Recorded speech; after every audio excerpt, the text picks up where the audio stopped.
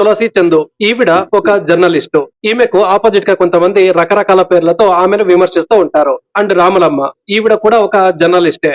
ఈమెను కూడా ఆపోజిట్ గా చాలా మంది విమర్శిస్తూ ఉంటారు. మీరు ఈ ఇద్దరి ఛానల్స్ చూస్తే దాదాపు పూర్తిగా భిన్నంగా ఉంటాయి. ఇద్దరు జర్నలిస్టులే. ఇద్దరు కూడా ఒకే ఇన్సిడెంట్ గురించే మాట్లాడతారు. కానీ ఇద్దరి వీడియోలు కూడా పూర్తిగా ఆపోజిట్ గా ఉంటాయి. మరి ఏది నిజం? మీరు గమనిస్తే ఒక దేశంలో ఒక సంఘటన జరిగింది. కానీ రెండు యూట్యూబ్ ఛానల్స్ చూస్తే మాత్రం రెండు పూర్తిగా భిన్నమైన ప్రపంచాలు కనిపిస్తాయి. ఒకరు దేశ ప్రజాస్వామ్యం ప్రమాదంలో ఉంది అని చెప్తారు. అలాగే మరొకరు ఇది పూర్తిగా రాజకీయ డ్రామా అని చెప్తారు. కానీ ఇద్దరు ఒకే సంఘటన గురించి మాట్లాడుతూ ఉంటారు. మరి ఇద్దరిలో ఎవరు నిజం చెప్తున్నారు? లేదా అసలు మనం అడగాల్సిన ప్రశ్న అది కాదా? ఈ రోజు ఈ వీడియోలో మనం ఒకే సంఘటనకు ఎందుకు రెండు విరుద్ధ కథనాలు వస్తాయి, ప్రేక్షకుడు నిజాన్ని ఎలా తెలుసుకోవాలి అనే విషయాన్ని అర్థం చేసుకుందాం. ఇటీవలి కాలంలో సోషల్ మీడియాలో జర్నలిజం ప్రభావం విపరీతంగా పెరిగిపోయింది. టీవీ ఛానల్స్ కంటే యూట్యూబ్ ఛానల్స్ చూసే వారి సంఖ్య క్రమంగా పెరుగుతోంది.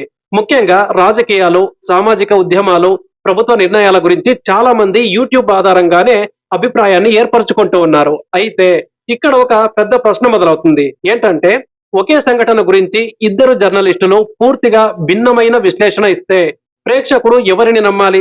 ఈ ప్రశ్నకు సమాధానం తెలుసుకోవడానికి ఇటీవల ఎక్కువగా చర్చకు వచ్చిన రెండు అంశాలను ఉదాహరణగా తీసుకుందాం. ఒకటి సిజేపీ నిరసనలు అండ్ రెండోది సోనం వాంగ్చుక్ నిరాహార దీక్ష. ఈ రెండు అంశాలపైన సోషల్ మీడియాలో ఎన్నో వీడియోలు వచ్చాయి. కొన్ని ఛానల్స్ ఉద్యమం వెనుక ఉన్న కారణాలను వివరించాయి. అలాగే మరికొన్ని ఛానల్స్ అదే ఉద్యమాలపై అనుమానాలను కూడా వ్యక్తం చేశాయి. కానీ ఇక్కడ గమనించాల్సిన విషయం ఒక్కటే. ఏంటంటే ప్రజాస్వామ్యంలో విభిన్న అభిప్రాయాలు ఉండటం సహజమే. అండ్ ఒకే సంఘటనను రెండు కోణాల్లో విశ్లేషించడం కూడా సహజమే. కానీ ప్రేక్షకుడిగా మన బాధ్యత ఏంటి? ఒక వీడియో చూసిన వెంటనే నిర్ణయానికి రావడమా, లేదా ఇంకో కోణాన్ని కూడా పరిశీలించడమా? జర్నలిజంలో ఒక ముఖ్యమైన పదం ఉంది, ఫ్రేమింగ్. అంటే ఒకే సంఘటనలో ఏ అంశాన్ని ముందుకు తీసుకురావాలి, ఏ అంశాన్ని తక్కువగా ప్రస్తావించాలి, అలాగే ఏ ప్రశ్న వేయాలి, ఏ ప్రశ్న వేయకూడదు అని. ఈ ఎంపికలే ప్రేక్షకుడి ఆలోచనపై ప్రభావం చూపుతాయి. ఫర్ ఎగ్జాంపుల్, ఒక నిరసన గురించి వార్త చెప్తున్నప్పుడు ఒక కథనం ఉద్యమం వెనుక ఉన్న ప్రజల డిమాండ్లపై ఎక్కువగా దృష్టి పెట్టొచ్చు. అలాగే మరో కథనం ఈ ఉద్యమం వల్ల ఏర్పడిన రాజకీయ ప్రభావము, నిధులు, నాయకత్వం లేదా వ్యూహాలపైన ఎక్కువగా దృష్టి పెట్టవచ్చు. అండ్ ఈ రెండు కథనాల్లో కూడా చెప్పిన కొన్ని విషయాలు నిజమే కావచ్చు, కానీ రెండు పూర్తి చిత్రం కాకపోవచ్చు. ఇక్కడే ప్రేక్షకుడు ఒక విషయాన్ని గుర్తించుకోవాలి. ఒక కథనం వినడం పూర్తి నిజం తెలుసుకోవడం కాదు, అది ఆ సంఘటన చూసే ఒక కోణం మాత్రమే. అందుకే మంచి జర్నలిజం అంటే ఏంటి? తన అభిప్రాయాన్ని చెప్పడమే కాదు, తన అభిప్రాయానికి విరుద్ధమైన వాదన ఏమిటో కూడా ప్రేక్షకుడికి తెలియజేయడం అన్నమాట.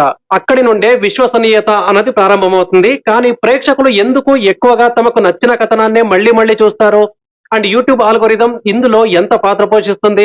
మరి ఒకే సంఘటనకు రెండు విభిన్న ప్రపంచాలా చూపించే ఈ వ్యవస్థ ఎలా పనిచేస్తుంది అంటే, ఒకే సంఘటనకు రెండు కథనాలు రావడం అసాధారణమేమీ కాదు. కానీ అసలు ప్రశ్న ఏమిటంటే ప్రేక్షకుడు ఏ కథనాన్ని ఎలా అర్థం చేసుకోవాలి అన్నది. ఇక్కడ ఒక చిన్న ప్రయోగం చేద్దాం. ఒకే సంఘటనను ఇద్దరు వ్యక్తులు చూశారని అనుకుందాం. మొదటి వ్యక్తి కెమెరా ముందు నిలబడి ఇలా చెప్తాడు, ఈ ఉద్యమం ప్రజల హక్కుల కోసం జరుగుతోంది, ఇందులో పాల్గొన్న వారి డిమాండ్లు వినాలి అని. మరి రెండో వ్యక్తి అదే సంఘటన గురించి ఇలా చెప్తాడు, ఈ ఉద్యమం వెనుక రాజకీయ ప్రయోజనాలు ఉండొచ్చు కాబట్టి జాగ్రత్తగా ఉండాలి అని. కానీ ఈ రెండు వాక్యాల్లో ఏది నిజం అంటే దీనికి సమాధానం రెండు కూడా కొంతవరకు నిజం కావచ్చు, లేదా రెండింటిలోనూ అసంపూర్ణత ఉండవచ్చు. ఎందుకంటే పెద్ద పెద్ద సామాజిక ఉద్యమాలు చాలా అరుదుగా ఒకే కారణంతో నడుస్తాయి. కానీ కథనం అంటే నేరేటివ్ ఎలా తయారవుతుంది? సోషల్ మీడియా జర్నలిజంలో చాలా సార్లు ఒక నెరేటివ్ తయారవుతుంది. నెరేటివ్ అంటే జరిగిన ప్రతి విషయాన్ని చూపించడం కాదు, జరిగిన విషయాల్లో ఏ అంశాన్ని ముందుకు తీసుకురావాలో ఎంపిక చేయడం అన్నమాట. ఉదాహరణకు ఒక ఛానల్ ఉద్యమంలో పాల్గొన్న సాధారణ ప్రజల గొంతుకను ఎక్కువగా చూపించవచ్చు. అండ్ మరో ఛానల్ అదే ఉద్యమంపై వచ్చిన విమర్శలు, రాజకీయ స్పందనలు లేదా చట్టపరమైన అంశాలను ఎక్కువగా చూపించవచ్చు. ఇక్కడ రెండింటికి కూడా వార్తా విలువ అనేది ఉంటుంది. కానీ ప్రేక్షకుడు ఒకే వైపు మాత్రమే చూస్తే మొత్తం చిత్రంలో సగం మాత్రమే కనిపిస్తుంది. మరి కన్ఫర్మేషన్ బయాస్ అంటే ఏంటో తెలుసా? మనందరికీ ఒక మానసిక అలవాటు ఉంటుంది. ఏంటంటే మనకు ముందే ఉన్న నమ్మకాన్ని బలపరిచే సమాచారాన్ని మనం ఈజీగా నమ్మేస్తాం. దానికి మనోవిజ్ఞాన శాస్త్రంలో కన్ఫర్మేషన్ బయాస్ అంటారు. ఉదాహరణకు ప్రభుత్వంపై విమర్శలను నమ్మే వ్యక్తి అలాంటి వీడియోలనే ఎక్కువగా చూస్తాడు. అండ్ ప్రభుత్వానికి మద్దతు ఇచ్చే వ్యక్తి దానికి అనుకూలమైన వీడియోలనే ఎక్కువగా చూస్తాడు. ఇద్దరికి యూట్యూబ్ ఆల్గోరిథం కూడా అలాంటి వీడియోలనే వరుసగా చూపించడం ప్రారంభిస్తుంది. కానీ కొన్ని రోజుల తర్వాత ఏమవుతుంది, వారికి ఒకే కోణం మాత్రమే మళ్ళీ మళ్ళీ కనిపిస్తుంది. అప్పుడు వారికి అదే పూర్తి నిజంగా అనిపించడం సహజమే. ఇప్పుడు ఇకో చాంబర్ ఎలా ఏర్పడుతుంది? ఒక గదిలో మీరు చెప్పిన మాటే మళ్ళీ మీకే వినిపిస్తే ఎలా ఉంటుంది? అదే ఇకో చేంబర్ అంటే. సోషల్ మీడియాలో కూడా ఇదే జరుగుతుంది. మీరు ఒక రకమైనటువంటి కంటెంట్ ఎక్కువగా చూస్తే అదే రకమైన వీడియోలు, అదే రకమైన విశ్లేషణలు అండ్ అదే రకమైన అభిప్రాయాలు, అదే రకమైనటువంటి వ్యాఖ్యలు మళ్ళీ మళ్ళీ మీ ముందుకు వస్తూ ఉంటాయి. దాంతో ఇదే అందరూ అనుకుంటారు అనే భావన కలుగుతుంది. కానీ వాస్తవానికి బయట మరో పెద్ద వర్గం పూర్తిగా భిన్నంగా ఆలోచిస్తూ ఉండొచ్చు. సో ఇక్కడ మంచి ప్రేక్షకుడు అంటే ఎవరు? మంచి ప్రేక్షకుడు అంటే ఎవరి మాటనైనా వెంటనే నమ్మే వ్యక్తి కాదు, అలాగే ఎవరి మాటనైనా వెంటనే తిరస్కరించే వ్యక్తి కూడా కాదు. మంచి ప్రేక్షకుడు 3 ప్రశ్నలను అడుగుతాడు. మొదటి ప్రశ్న ఏంటంటే, ఈ వీడియోలో చెప్పిన విషయాలకు ఆధారాలు చూపించారా? అండ్ రెండో ప్రశ్న, వ్యతిరేక వాదనను కూడా ప్రస్తావించారా? అండ్ మూడో ప్రశ్న, ఈ సమాచారం ఇంకెక్కడైనా విశ్వసనీయ మూలాల్లో కనిపిస్తుందా అని. ఈ 3 ప్రశ్నలు అడిగే అలవాటు ఉంటే ఏ కథనాన్నైనా మరింత స్పష్టంగా అర్థం చేసుకోవచ్చు. అండ్ ఇంకొక ముఖ్యమైన విషయం ఏంటంటే, ఏ జర్నలిస్ట్ అయినా, ఏ యూట్యూబ్ ఛానల్ అయినా తమకు ముఖ్యంగా అనిపించిన కోణాన్ని ముందుకు తీసుకురావచ్చు. అది జర్నలిజంలో మామూలే. కానీ ప్రేక్షకుడి బాధ్యత ఏంటంటే ఒకే వీడియో ఆధారంగా తుది నిర్ణయానికి రాకూడదు. ఒక అంశాన్ని అర్థం చేసుకోవాలంటే వేర్వేరు దృక్కోణాలు వినాలి, ఆధారాలు పరిశీలించాలి, తర్వాతే అభిప్రాయం ఏర్పరచుకోవాలి. కానీ ఇదంతా తెలిసినా కూడా ఎందుకు కోట్లాది మంది ఒకే కథనాన్ని గుడ్డిగా నమ్మేస్తారు? భావోద్వేగాలు నిజాన్ని ఎలా ప్రభావితం చేస్తాయి? జర్నలిజం ఎక్కడ ముగుస్తుంది? అభిప్రాయం ఎక్కడ మొదలవుతుంది? అంటే ఇప్పటి వరకు మనం 3 విషయాలను తెలుసుకున్నాం. మొదటిది, ఒకే సంఘటనకు 2 కథనాలు రావడం అసాధారణం కాదు. అండ్ రెండోది, ప్రతి కథనం ఒకే ప్రత్యేక కోణాన్ని ముందుకు తీసుకురావచ్చు. అండ్ మూడోది, ప్రేక్షకుడే చివరికి అన్ని కోణాలను కలిపి పూర్తి చిత్రాన్ని చూడాలి. కానీ ఇప్పుడు అత్యంత ముఖ్యమైన ప్రశ్న ఏంటంటే, జర్నలిజం ఎక్కడ ముగుస్తుంది? అభిప్రాయం ఎక్కడ మొదలవుతుంది?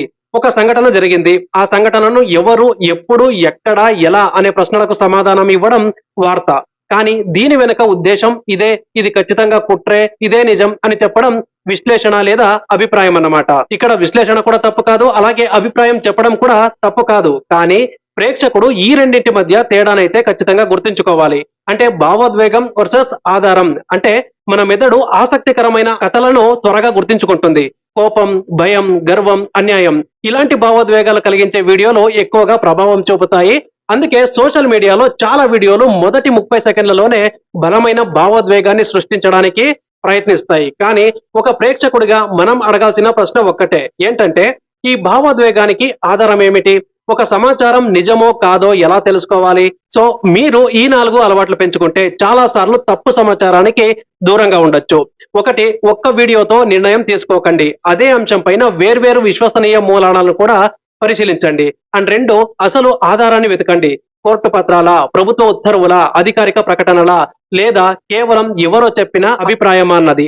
అండ్ 3, వాస్తవాన్ని అభిప్రాయం నుంచి వేరు చేయండి. జరిగింది ఒకటి, దానికి అర్థం ఏమిటి అనేది మరొకటి. మీకే నచ్చిన సమాచారాన్నే వెతకండి. అంటే మీ అభిప్రాయానికి విరుద్ధమైన వాదన కూడా వినండి. అప్పుడు మీ నిర్ణయం మరింత బలంగా ఉంటుంది. ప్రజాస్వామ్యంలో విభిన్న స్వరాలు ఎందుకు అవసరం? ఒకే కోణం మాత్రమే వినిపించే సమాజం ఆరోగ్యకరమైంది కాదు. అలాగే ప్రతి కోణాన్ని కూడా ఎలాంటి ప్రశ్నలు అడగకుండా నమ్మేయడం అనేది కూడా ఆరోగ్యకరమైతే కాదు. ప్రజాస్వామ్యంలో విభిన్న అభిప్రాయాలు ఉండటం సహజమే, కానీ వాటిని పరిశీలించే బాధ్యత కూడా ప్రజలదే. ఈ రోజు ఈ వీడియోలో మన ఉద్దేశం ఏంటంటే, ఎవరు నిజం చెప్పారు, ఎవరు అబద్ధం చెప్పారు అని కాదు. కేవలం ఒక ముఖ్యమైన విషయం గుర్తు చేయడం ఏంటంటే, ఒకే వీడియో పూర్తి నిజం కాదు, ఒకే ఛానల్ పూర్తి దృశ్యం కాదు, అండ్ ఒకే అభిప్రాయం చివరి తీర్పు కూడా కాదు.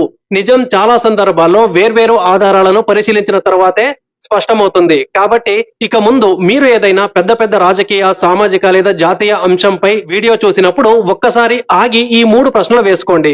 ఈ వీడియోలో ఆధారాలేంటి, ఇంకో కోణం ఏంటి, అండ్ నేను ఇంకా ఏమి తెలుసుకోవాలి అని. ఈ 3 ప్రశ్నలే ఒక సాధారణ ప్రేక్షకుడిని బాధ్యత గల పౌరుడిగా మారుస్తాయి. అదే నిజమైన మీడియా అవగాహన. Thank you.